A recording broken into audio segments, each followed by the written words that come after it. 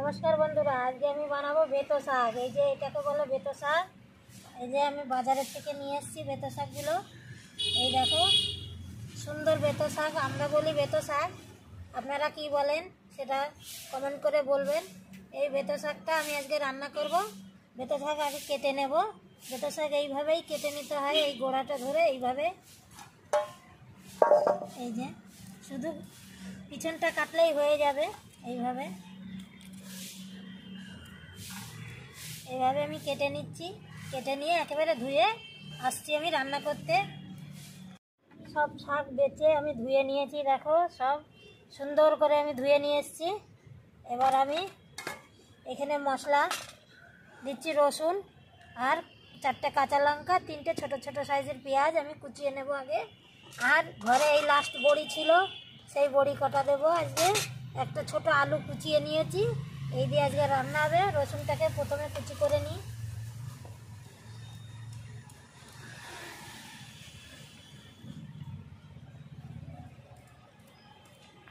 রসুন সব কুচিয়ে নিয়েছি, এবার পেঁয়াজ কুচিয়ে নিয়েছি।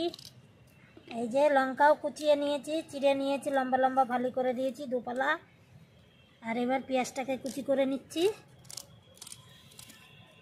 কড়াই গরম হয়ে গেছে, দিয়ে দেবো সাদা তেল। আজকে সাদা তেলে রান্না করছি। প্রথমে বড়িটা আমি ভেজে নেব।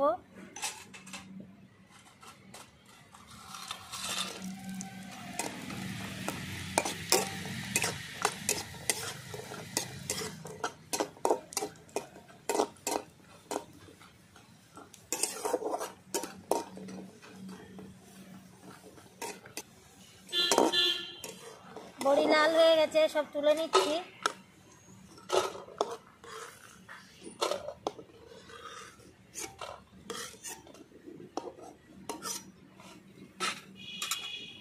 তেলের পরে দেব কালো জিরে,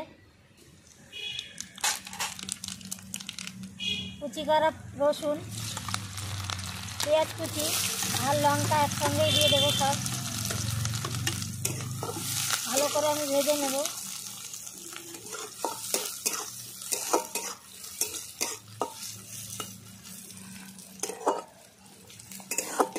পেঁয়াজ আমি লাল লাল করে ভেজে নেব আগে।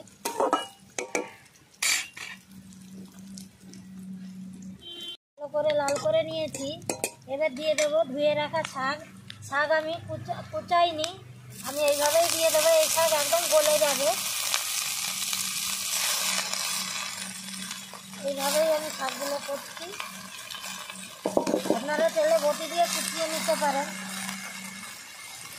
দিয়ে দেবো লবণ, হলুদ গুঁড়ো, কুচিয়ে রাখা আলু,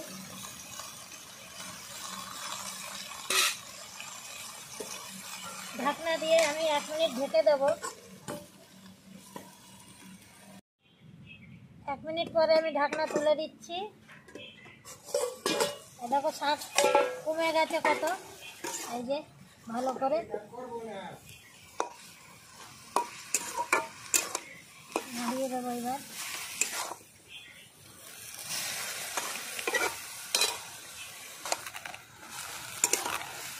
দেখো শাক দিয়ে অল্প অল্প জল বেরিয়ে গেছে। এইভাবে আমি রান্নাটা করছি। এবার আমি উপর থেকে বড়ি দিয়ে দেব, আগের থেকেই বড়িটা দেব।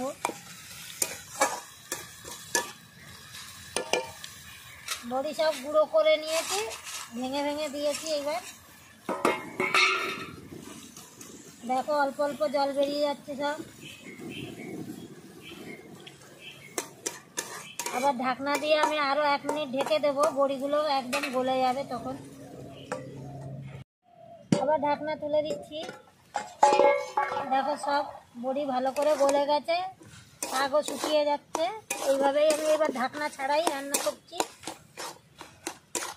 এরকম খুন্তির দ্বারাই আমি শাক পুরো গলে গেছে। খুন্তির দ্বারাই এভাবে নেড়ে জ্বালিয়ে দিলে পুরোটাই গলে যায়। ওই জন্য এই শাকটা না কুচালেও চলে, খুবই নরম এই শাকটা।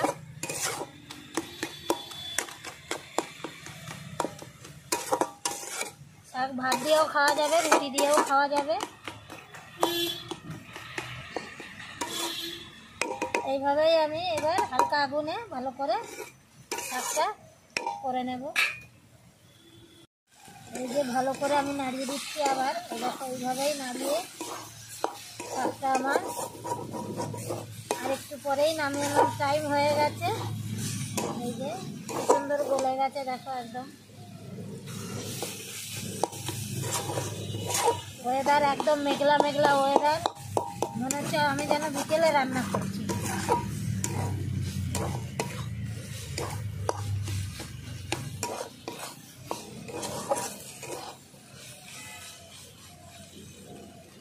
শাক হয়ে গেছে, দেখো আমি নামিয়ে দিচ্ছি। এইবার শাক সুন্দরভাবে হয়ে গেছে, নামিয়ে দেব।